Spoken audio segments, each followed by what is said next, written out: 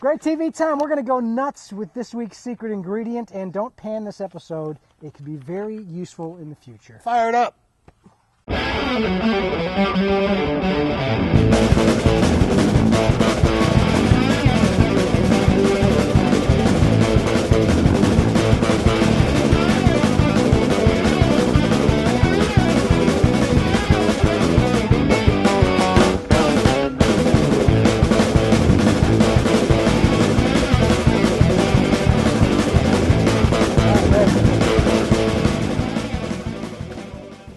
Greetings, friends. Welcome to Great TV. Another episode is underway. It's about a beer in length, and I welcome you. Along with me, as always, three-time South Carolina State Champion Jack Waiboer. Cheers, Bill. I'm Bill West with BBQtricks.com, and we get some questions at GrateTV.com. We get your pictures, and we just talk a little barbecue. It's really good to be here, Bill. Carolina Pit Mattress is cruising right on down the road. Check it out, CarolinaPitMattress.com. And as always, hit us over here, Jack at Grate TV and Bill at Grate TV with your questions. So since we're in questions, go ahead. Yeah. Here's the first one. Dear guys, my wife wants to grill on our new wood deck. Uh-oh. I have issues. What is your take? Stephen in New York. Bill. Stephen, first of all, thank you very much for bringing that up, because I think it's important that we talk about this. Safety. And you know how it is, Bill. Burning Down the House is a wonderful song to sing at your party, but not what you want to be doing while you're grilling out. Face it, nobody wants to burn down the house. For God's sakes, make sure you think safety first, gang. Have a bucket of water or a bucket of sand nearby. In all seriousness, gas you could probably get away with wood deck with a nice mat. That's right. Charcoal, don't mess with it.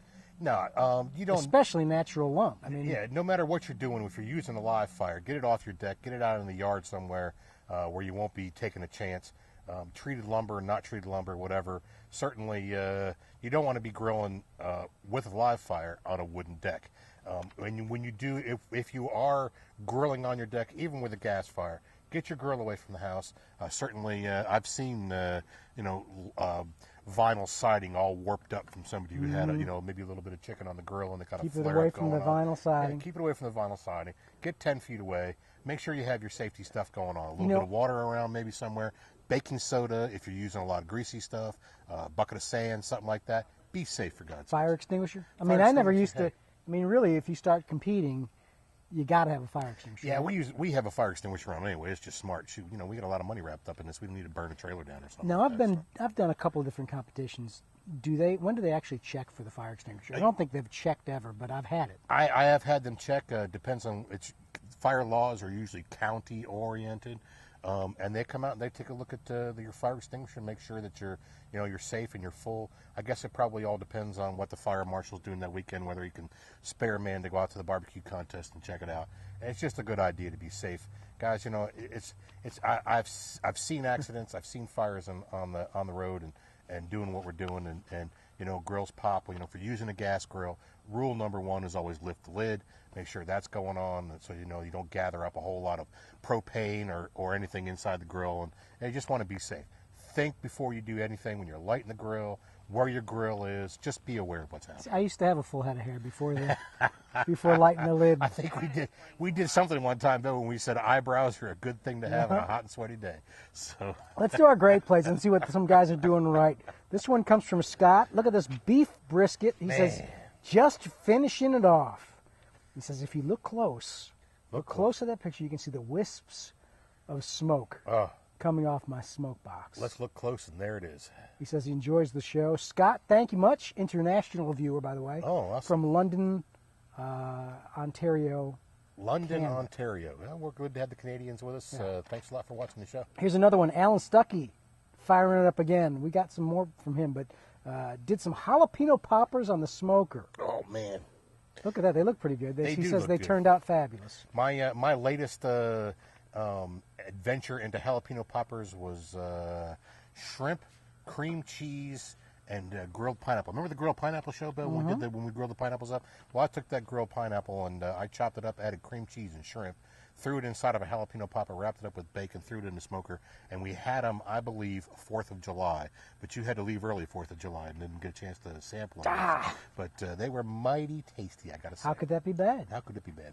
Let's get to our gadget today. I thought we'd get something that's, no moving parts on this really, but what could you do with a pan? It's pretty much in everybody's arsenal of stuff. Yeah, this is actually it's just a tip kind of thing, Bill. And I use these style of pans a lot. When you're adding sauce to meat or glaze to meat or whatever, you want to make sure that it's hot.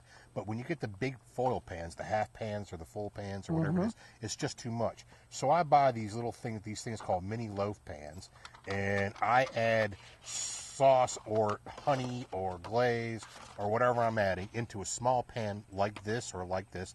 This is good for barbecue sauce. I'm going to use a lot of it, say on in pork or if I'm going to be dipping chicken or rolling chicken around in there or something like that, just so I don't have to get a big pan out and use a large quantity and throw it away. These size pans right here are great for that. If I'm painting or doing anything along those lines, I can use a small thing like this, covered over with foil. Use a Sharpie to mark on it what it is. You can throw this right on the shelf of your pit. Doesn't take up a whole lot of room, and you're good to go. What would it take to burn? I mean, do these ever burn? Oh, they don't burn through. No. Now, what I usually do with pans, as far as my use for barbecue gadget, I mean, I'm getting the big ones, and I'm using them as a drip pan. That's right. But these are just as valuable. Yeah, I thought I'd just show a little tip that I use as far as getting into smaller pans and making sure that I'm not wasting a lot or I'm taking up a lot of room inside my cooker. And when you're smoking something, I mean, really, you can. I mean, if you got a bigger pan, basically you could put the food right in the pan, sure. and keep it still smoking, Absolutely. but not dripping into the coals. Yeah. Where's the best place to get these? I buy these at your local large box discounter, Bill. That's not like a Dollar. Does Dollar Tree have? I don't know if Dollar Tree does. I get them at Wally World. Okay. Yeah, that's where I get them. They're $1 for 5 of them. Okay. Good stuff right here. But yeah, I think my wife does the supermarket and spends too much money. Yeah, well, If I'm being honest. We'll make sure MJ doesn't watch this episode. On our secret ingredient today comes in fishnet stockings. All right, look at that. Bill, why did you bring us a whole coconut today? I thought this would be interesting to use. Really, the one thing I've seen it used for I've seen it in a couple things, but obviously coconut shrimp, which isn't necessarily a grilled item as much as a fried item. But I also thought it'd be cool to use. I need a knife or something. You got a hatchet right there. Why don't you use your butcher knife? I'm going to take the milk out. Oh. Okay, so I got this. Actually, it comes in the grocery store scored, but I thought we could try it. Coconut shrimp would be something I'd use it for. Right. But I also saw a barbecue, like a sauté recipe with a sauce that Stephen Reichlin did with coconut milk. Coconut milk. So you're going to take the milk out of the coconut. Well, let's see.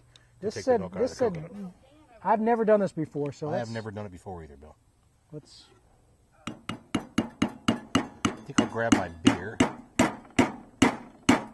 Let's grab your beer. Down there. Do you ever use coconut milk for anything like that? No, and when I do use coconut milk, I buy it. I use coconut milk for dishes. Oh, look at that. Oh, man, look at that. We got a hole. You use coconut milk for dishes? For different things. Really good for satays and that kind of Thai food. And you're going to need an air hole. Well, milk it. Milk it for all it's worth, Bill. It's just go.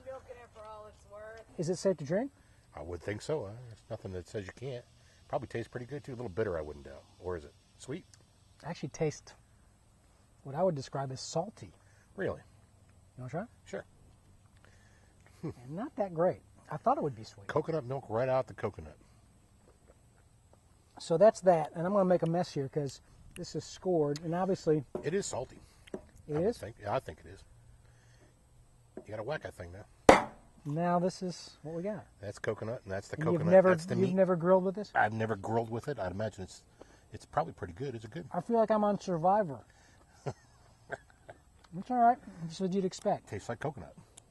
So that is our secret ingredient this week. But this could be something you could grill with. Yeah. I'd scrape it out and make something out of it. Coconut pie or something. It's good. Banana daiquiri. Oh, that's all we got this week. Where are you looking next? We are going to be at the Best of the Best in Waycross, Georgia. It's a big one for us. We really enjoy going to Waycross. That's the National Barbecue News big event that goes on out there. Best of the Best. A lot of the Florida Barbecue Association shows up. The Southern Barbecue Network will not be there this year, but they'll be there next year. All in good fun. Remember, gang, it's really important in the world today that you buy local, think global, stay sustainable, and every chance you get, hug your mama.